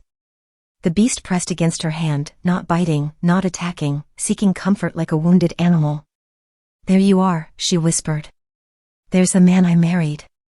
And she stayed through the long hours of the blood moon, never moving, never leaving, one hand on the beast's fur and the other clutching her wedding band, waiting for dawn and praying her gamble would pay off. Dawn broke with Deucalion human again, collapsed in Pyrrha's arms, the silver chains loose around his wrists. He was breathing shallow but steady, and when his eyes opened, they were silver, not gold. You stayed, he whispered, wonder and relief warring in his voice. I promised I would. Pyrrha helped him sit up, her body aching from a night spent motionless on cold stone. The curse. Still there. I can feel it. He flexed his hands, studying them as though surprised to find them human. But weaker. Controlled. You broke through somehow, reached the man inside the beast. We're not finished yet, she said, remembering the prophecy. The curse breaks when I survive until dawn. We did that. But there's more. The door burst open. Captain Wren stood there, armor bloodied, face grim. Your Majesty. Harrow's armies have reached Frostvale Woods. 3,000 men, maybe more. They're not waiting for the 10 days they're attacking now. Deucalion was on his feet instantly despite his exhaustion. How long? They'll reach the fortress by nightfall if we don't meet them in the field. Duke is already mobilizing our forces, but we're outnumbered 3-1. Ren's eyes flicked to Pyrrha. Your Majesty, they're calling for the Queen's surrender. Harrow sent heralds with terms to hand over the veil which, and he'll withdraw. Tell Harrow, Deucalion said coldly, that he can go to hell. Already did, Your Majesty. Ren almost smiled. He didn't take it well. 15 minutes later, Deucalion stood in the war room suited in battle armor, his wolf fur cloak across his shoulders, a sword belted at his hip. The council had assembled those lords who'd stayed loyal, along with Duke and Lady Brennan. We ride to meet them at Frostvale, Deucalion announced. If we let them reach the fortress, they'll lay siege, and we don't have supplies to outlast winter. Better to fight on our terms. Your Majesty, Lord Cashin protested, you just survived the blood moon. You're in no condition. I'm in the only condition that matters, alive and armed. Deucalion studied the map spread across the table. We'll take 500 men and every wolf that can fight. Ren, you'll command the left flank. Duke, the right. I'll take the center with the wolves. And me, Pyrrha said. Every head turned. Absolutely not, Deucalion said flatly. You're staying here where it's safe. Safe? Pyrrha moved to the table, placing her hands on the map. Harrow's army is coming for me specifically. If the battle goes badly, do you think these walls will stop him? He'll burn the fortress down to get to me. She has a point, Lady Brennan said quietly. I don't care. Deucalion's voice was steel. Pyrrha, you're not a soldier. No, I'm a battlefield nurse. Which means I've spent more time in war zones than half your council combined. She met his eyes steadily. Men will be wounded. Dying. They'll need someone who knows how to keep them alive long enough to reach help. Let me do what I'm trained for. It's too dangerous. Everything about this is dangerous. She softened her tone. Deucalion, I didn't survive last night just to hide while you fight my battles. We're in this together. Remember? The argument in his eyes warred with understanding. Finally, he turned to and you'll go with her. Stay behind the lines, tend the wounded, and if the battle turns if Harrow breaks through you run. Both of you. We won't need to run, Pyrrha said with more confidence than she felt. We're going to win. Frostvale Woods was aptly named. Ancient pines heavy with snow created a landscape of white and shadow, and the cold bit through even the thickest firs. Pyrrha rode beside and in a supply wagon, her medical bag secured, watching Deucalion's army form ranks ahead. 500 men is not nearly enough. But beside them ran the wolves, hundreds of them, massive silver-furred beasts that moved through snow like liquid shadow. The Alpha King's secret weapon. Through the trees, Pyrrha could see Harrow's forces, a wall of steel and banners, 3,000 strong as Ren had estimated. They looked like an ocean about to swallow a stream. This is madness, and muttered, clutching her own bag of supplies. We should have negotiated. Harrow doesn't negotiate. He was exterminated. Pyrrha watched Deucalion ride to the front, his black horse stamping impatiently. Even from here, she could see the exhaustion in his shoulders. Last night's transformation had cost him more than he'd admit. A horn sounded as Harrow's army advanced. Here they come, Ren shouted. Archers ready. The battle began with a storm of arrows. Pyrrha watched men fall on both sides, watched the wolves surge forward in a silver wave, watched Deucalion raise his sword and charge with a cry that made her blood sing with ancient recognition. Then the lines collided, and chaos consumed everything. For 2 hours, Pyrrha worked in the makeshift field hospital behind the lines, stitching wounds, stopping bleeding, saving who she could and easing the deaths of those she couldn't. The battle raged ahead, a savage, grinding thing where men and wolves fought against overwhelming numbers. Then the vision hit. It came like lightning through her skull. Deucalion surrounded, cut off from his wolves, a blade sliding between his ribs. She saw him fall, saw blood stain the snow, saw Duke Harrow standing over him with a smile like poison. No, Pyrrha gasped, dropping the bandage she'd been wrapping. My lady? And looked up, concerned. But Pyrrha was already running, grabbing a horse from the supply line, ignoring Anne's protests, riding toward the battle with her medical bag bouncing against her hip. Not a vision, she realized as she rode. A warning. Veil magic. Showing me the future so I can change it. She found him in the heart of Frostvale Woods, exactly where her vision had shown. Deucalion was on his knees, surrounded by Harrow's soldiers, blood streaming from a wound in his side. His sword lay 3 feet away. His wolves were scattered, fighting their own battles. And Duke Remus Harrow stood before him, sword raised. Any last words, Alpha King? Harrow sneered. He was older than Pyrrha remembered, gray threading his dark beard, cruelty etched into every line of his face. Before I send you to join your cursed ancestors? Yes, Deucalion rasped. Watch behind you. Harrow turned just as Pyrrha's horse crashed into his guards.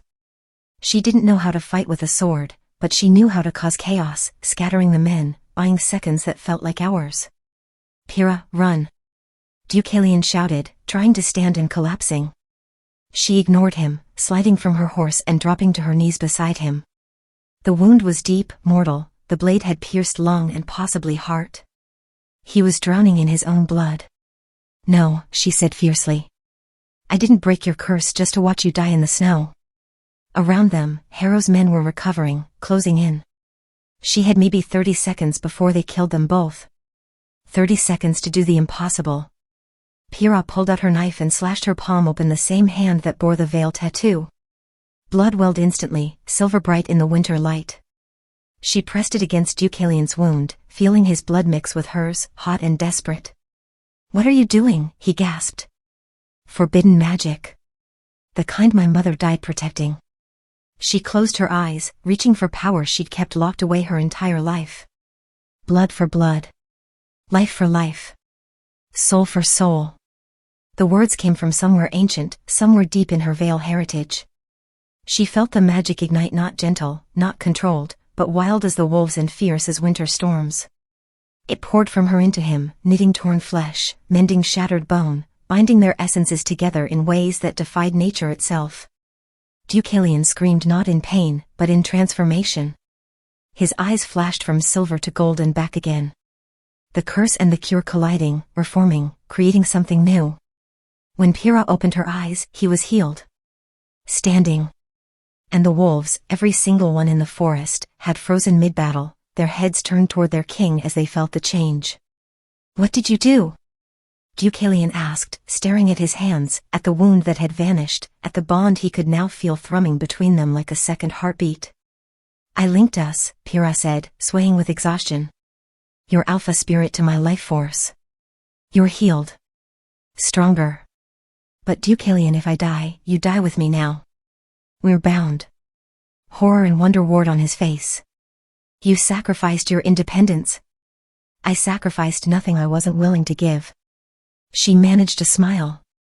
Besides, you said we were in this together. I just made it official. Around them, Harrow's men attacked. But Deucalion moved like lightning now, like the beast and the man merged into something more powerful than either. His sword sang, and his wolves answered, no longer just following their king, but protecting their queen. Protecting the woman their alpha soul was bound to. The battle turned in moments. Harrow's army, seeing their men fall to wolves that fought with coordinated fury, seeing the Alpha King who should have been dead moving like a god of war, broke ranks and fled. Harrow himself managed to escape, disappearing into the trees with a handful of guards, but his army scattered. Victory bought with blood and magic and a bond that might be a miracle or doom. That night, back in the fortress, Deucalion held Pyrrha as healers treated her exhaustion and fussed over them both. You could have died, he said quietly. That spell forbidden for a reason could have killed you.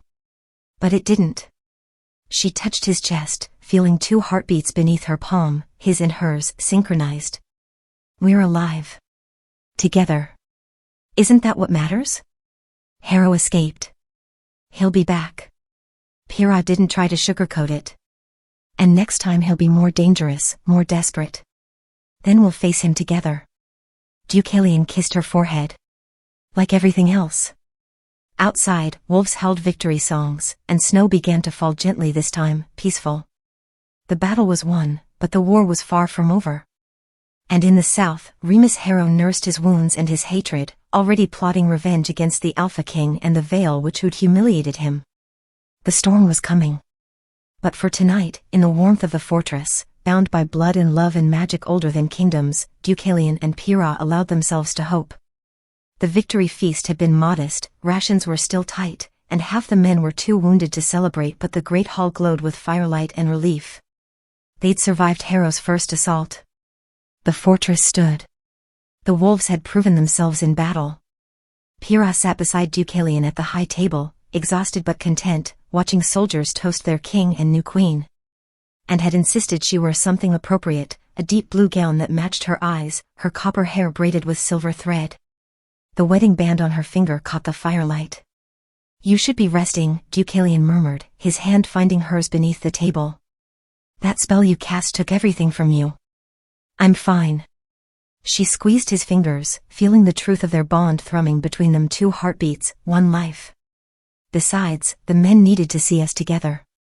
Unified. It matters. You matter." His silver eyes held concern and something deeper, love, maybe, or the beginning of it.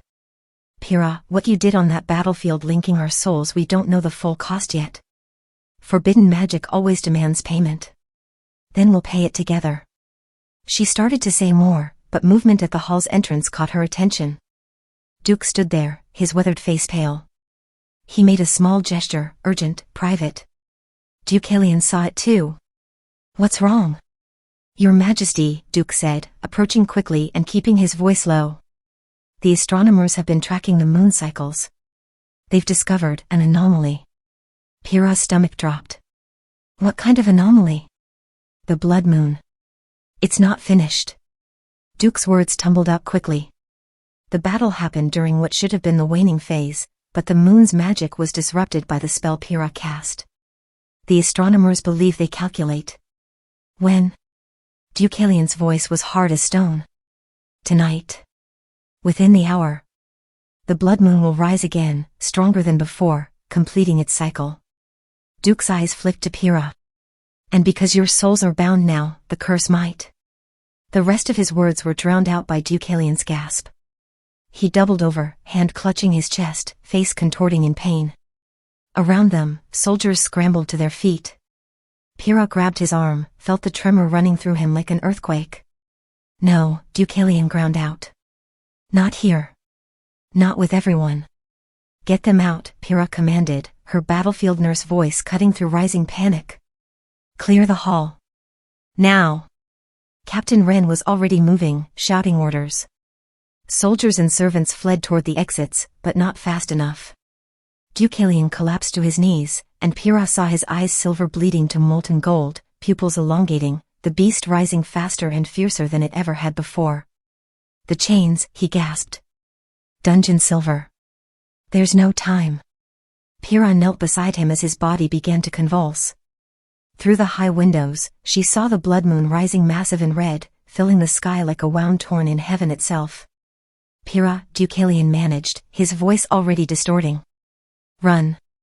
Please. I can't control the binding made it stronger, you have to." His words dissolved into a howl that shook the rafters. The transformation was violent, complete. Where the Alpha King had knelt, something ancient and terrible now stood, the wolf of Ardental, larger than any beast should be, fur black as midnight shot through with silver, eyes burning gold as dying suns. It radiated power that pressed against Pyrrha's chest like a physical weight. This wasn't the chained wolf from their wedding night. This was the full curse, unleashed and hungry. The hall had mostly emptied, but some soldiers remained, loyal men who'd stayed to protect their queen. They formed a line between Pyrrha and the beast, spears raised with shaking hands. "Hold." Captain Wren commanded, though his own voice trembled. "Do not engage unless it attacks." The beast's lips pulled back from fangs as long as daggers. It took one step toward the soldiers, then another. "Testing. Hunting." "Stand down," Pyrrha said, her voice steady despite her hammering heart. She rose slowly, holding out her hand to stop the guards. "Lower your weapons." "That's an order." "Your Majesty, we can't." "I said stand down." She met Wren's eyes. "This is between me and my husband. Everyone else out. Now." Pyrrha. Wren started. "Now." The authority in her voice, borrowed from Deucalion's own alpha command, made even Ren flinch. He hesitated, then nodded sharply. You heard the queen. Fall back. Seal the doors from outside. The soldiers retreated, their faces pale with fear and respect. Duke was the last to leave, pausing at the threshold. My lady, he said quietly. The prophecy. I know. Pyrrha didn't take her eyes off the beast. Only a veil healer can break the curse by surviving until dawn. I just have to survive. And if you don't? Then make sure history remembers what I tried. Duke bowed deeply and left, the heavy doors closing behind him with a boom that echoed like thunder. Pyrrha was alone with the monster her husband had become. The beast circled her, massive paws silent on stone, breath steaming in the firelight. It was studying her, she realized, not with animal cunning, but with something older. Ancient. This was the original curse, the wolf that had destroyed Deucalion's ancestors, the doom his bloodline had carried for 3 generations. Hello, Pyrrha said softly, her voice carrying across the empty hall. We've met before, you and I. On our wedding night, when you were chained and frightened. But you're different now. Stronger because of the bond one created between us. The beast's growl rumbled like distant thunder. I'm sorry for that, she continued, taking a slow step forward. The beast's eyes tracked her movement, but it didn't attack. I didn't understand the full price of binding our souls. Didn't know it would feed your power as well as his. Another step. The beast's muscles bunched, ready to spring. But I don't regret it. Pyrrha's hand moved to her chest, to where she could feel both heartbeats, hers and Deucalion's, synchronized despite the curse trying to tear them apart. Because saving him was worth any cost. Loving him is worth any cost. The beast lunged. Pyrrha didn't run. Didn't scream. She stood perfectly still as the massive wolf crashed into her, not attacking, but pinning her against a pillar, its jaws inches from her throat, hot breath washing over her face. You found me freezing and alone, she whispered, looking directly into those burning gold eyes. In the snow, dying, with nothing left but fear. And you saved me. You carried me here. You gave me hope when I thought I had none left. The beast's growl faltered.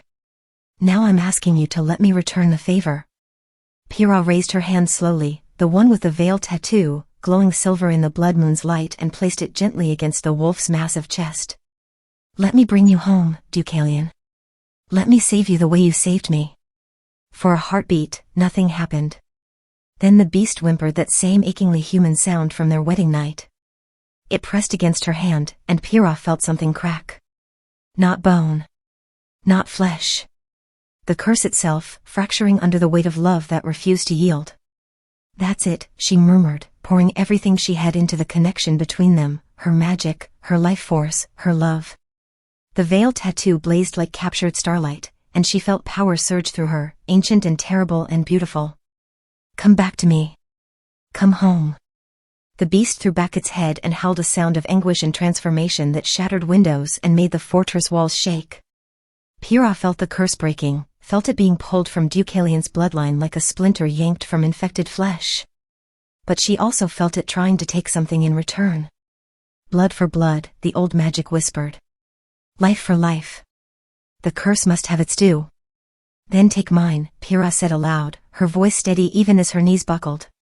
Take what you need from me. But let him go. The magic accepted her offer. Pain exploded through Pyrrha's body, every nerve burning, every muscle seizing. She felt her life force being pulled away, consumed by the breaking curse, payment for 3 generations of suffering. The world tilted, darkened at the edges. Through dimming vision, she saw the beast shrink, reform, and become human again.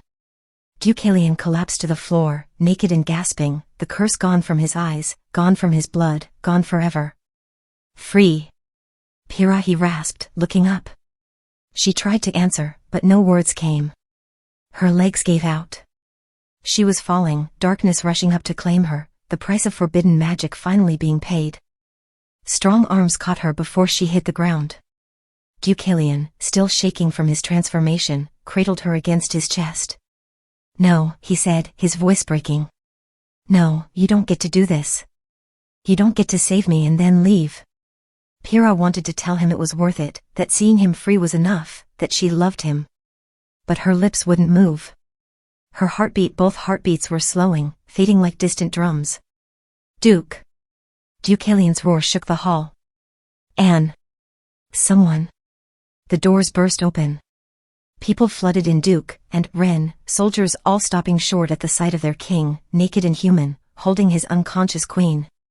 She's dying, Deucalion said, and the devastation in his voice made even hardened warriors flinch. The curse took her life force. Someone help her. Someone help her. And was already moving, medical bag in hand, but Pyrrha could see the fear in the older woman's eyes. This wasn't a wound that could be stitched. This was magic, and magic demanded its price. Deucalion stood, Pyrrha limp in his arms, and started walking. Through the hall, through corridors, out into the courtyard where snow had begun to fall, soft and silent and endless. Stay with me, he whispered against her hair. Please, Pyrrha. You survived the blood moon. You broke my curse. You can't leave now. But her eyes remained closed, her breathing shallow, her body cooling despite his warmth. Around them, wolves emerged from shadows, dozens of them, hundreds, gathering in a circle as their alpha carried his dying mate through falling snow. They didn't howl. Didn't move. They simply watched, bearing witness to love that had freed their king and might cost him everything. Deucalion fell to his knees in the snow, still holding Pyrrha, still praying to gods he'd stopped believing in a decade ago. Bring her back, he pleaded to the empty sky, to fate, to whatever power might be listening. Take the rest of my years. Take my strength. Take anything you want. Just bring her back. The snow fell heavier, covering them both in white silence. And in Deucalion's arms, Pyrrha's heartbeat faded to barely a whisper. Dawn came slowly to Ardental, painting the snow-covered courtyard in shades of rose and gold. Deucalion had not moved from where he'd fallen hours ago, still cradling Pyrrha against his chest, his body numb with cold and grief. Around him, the vigil continued. Duke stood with Anne, both silent and hollow-eyed. Captain Ren had dismissed the soldiers but remained himself, refusing to leave his king alone. The wolves lay in a circle around them, muzzles resting on their paws, waiting for something even they couldn't name. Your Majesty, Anne said gently as the sun crested the mountains. Please. Come inside. Let us prepare her properly. No. Deucalion's voice was barely human. Not yet. Just not yet. He'd felt the moment Pyrrha's heartbeat stopped, their bond severing like a cord cut with a blade. The absence of her in his chest was an agony worse than any curse. He was free now, yes. Humans. Whole. But utterly, devastatingly alone. She broke the curse, Duke said quietly. Freed your bloodline from 3 generations of suffering. History will remember her sacrifice. I don't want history to remember her, Deucalion said, his arms tightening around Pyrrha's still form. I want her to wake up. I want to hear her voice telling me I'm being dramatic. I want to grow old with her, have the life we were supposed to. His voice broke. The sun rose higher, its light touching Pyrrha's face, pale as marble, peaceful as sleep. Snow had gathered in her copper hair, on her blue gown, covering her like a shroud. Then, impossibly, she gasped. It was tiny, barely a breath, but Deucalion felt it against his chest. Felt her ribs expand, contract. Felt a heartbeat flutter weakly where moments before there had been nothing. Pyrrha? His hands cupped her face, desperate and disbelieving. Pyrrha. Her eyes opened storm gray and confused, focusing slowly on his face. Deucalion? The word was barely a whisper. Why are you crying? Because you died, he said, laughing and sobbing simultaneously.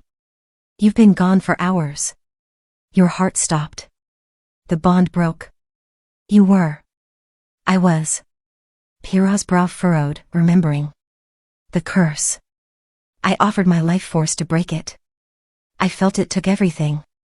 She lifted one hand slowly, staring at it as though surprised to find it solid. I should be dead. The prophecy, and breathed, falling to her knees beside them. Gods preserve us, the prophecy was exact. Only when she offers her blood and her love knowing the price, only when she survives until dawn.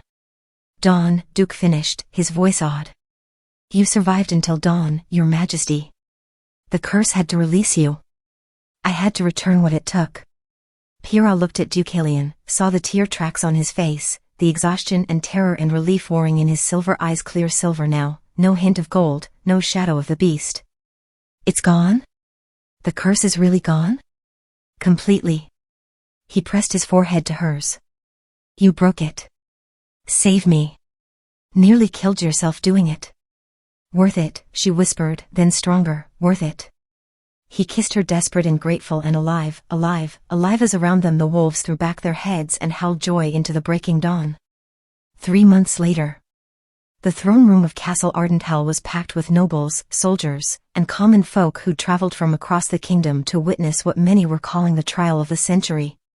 Duke Remus Harrow stood in chains before the high seat where Deucalion and Pyrrha sat side by side, king and queen, equal in authority. These charges are fabricated. Harrow spat, though his bravado was thin. 3 months of being hunted as a fugitive had left him gaunt and desperate. The witch has poisoned your mind, your majesty. Everyone can see. What everyone can see, Deucalion interrupted coldly, is a duke who sold the organs of dying soldiers for profit. Who orchestrated a purge against innocent healers to consolidate power. Who attacked his own king's fortress with foreign armies. I have witnesses, Harrow snarled. Lords who will testify. Your allies abandoned you when we exposed the ledgers you kept. Pyrrha spoke calmly, holding up documents recovered from Harrow's estate. Every bribe. Every murdered soldier. Every family you destroyed. It's all here, in your own hand. Harrow's face went gray. Those were burned. You tried to burn them. Captain Wren stepped forward. But your steward, the one you tortured for disloyalty, saved copies. Delivered them to us before he died. His testimony is recorded, witnessed, and damning. The crowd murmured. Even nobles who'd been sympathetic to Harrow looked away, unwilling to associate with such documented corruption. Lord Cashin, presiding as chief magistrate, reviewed the evidence with a grim expression. Finally, he spoke, Duke Remus Harrow, the evidence against you is overwhelming. This court finds you guilty of murder, treason, and crimes against the crown. The sentence is execution, a voice called from the crowd. Then another, justice for the fallen. Soon the entire room was chanting, demanding blood for blood. But Pyrrha raised her hand, and silence fell. No, she said quietly. Not execution. Harrow's eyes widened with desperate hope. Life imprisonment in the northern mines, Pyrrha continued, and that hope died. Where you'll spend your remaining years in labor, serving the kingdom you tried to destroy. Where soldiers' families, the ones you orphaned and widowed, can see you brought low. Death would be too quick. Too merciful. Cashin nodded slowly. So ordered. Guards, remove the prisoner. As Harrow was dragged away, screaming protests, Deucalion took Pyrrha's hand. Merciful and fierce, he murmured. Perfect judgment. I learned from watching you, she replied, squeezing his fingers. That evening, as they walked through the fortress courtyards now clear of snow, spring finally arrived after the longest winter in memory. Not from fear, but from genuine respect. The Alpha King who'd broken his curse.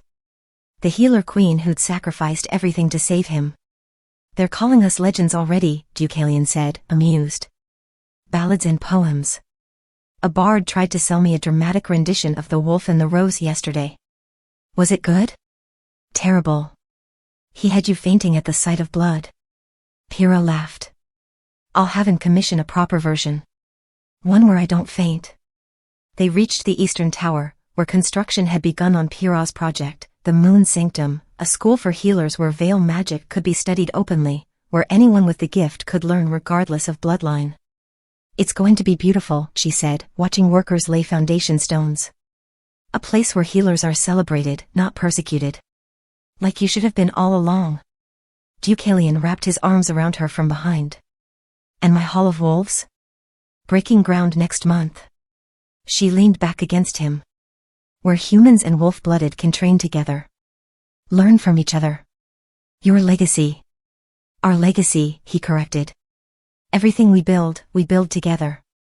50 years later. The kingdom of Ardental had transformed. Where once frost and fear had reigned, now prosperity bloomed. The Moon Sanctum trained hundreds of healers who served across the realm. The Hall of Wolves had become legendary, producing the finest warriors and peacemakers in the empire. And at the heart of it all stood Castle Ardental, where King Deucalion and Queen Pyrrha ruled with wisdom earned through suffering and love tested by fate itself. They were older, silver threading through Pyrrha's copper hair, lines marking Deucalion's face, but still they ruled together, still they walked the courtyards hand in hand, still they looked at each other with wonder that they'd survived everything destiny had thrown at them. "Do you ever regret it?" Deucalion asked one evening as they watched the sunset from their balcony. "The sacrifice? The near death? You could have run that night in the woods. Could have let me face the curse alone." "Never." Pyrrha touched his face gently. "My life began the night you found me freezing in the snow. Everything before was just surviving. You taught me how to live. You taught me how to be human again." He kissed her palm. "How to hope. How to love without fear." They stood together as the sun set, as wolves howled their evening songs in the forests below, as the kingdom they'd built together settled into peaceful night. Decades later still. They died within hours of each other, Deucalion at 83, Pyrrha at 81, their hands clasped as they'd been for more than 50 years of marriage. The kingdom mourned for a month. The funeral procession stretched for miles. But the true memorial came later, commissioned by their children and grandchildren, a statue carved from white marble, placed in the heart of the capital where everyone could see it. It showed Deucalion kneeling, his arms cradling Pyrrha, snow carved in intricate detail at their feet. Her hand touched his face. His expression was one of desperate hope and fierce love. Hers showed courage and compassion even in stillness. At the base, words were carved in the old tongue and the new. To those who loved beyond fear, their love made history. Every winter, when the first snow fell, people would leave flowers at the statue's base. Healers from the Moon Sanctum would place offerings of herbs. Warriors from the Hall of Wolves would kneel in respect. And on cold nights, travelers swore they could hear wolves howling in the mountains, not with mourning, but with joy. The legend said that the Alpha King and his healer queen still watched over Ardental, still protected those who needed it, still proved that some loves are strong enough to break curses, end wars, and reshape kingdoms. Their story was told to children at bedtime, sung by bards in taverns, studied by scholars in universities. The tale of how a cursed king found a freezing nurse in the woods, and how their love, tested by fate, strengthened by sacrifice, tempered by courage, had made history itself. And so it was remembered. And so it would always be.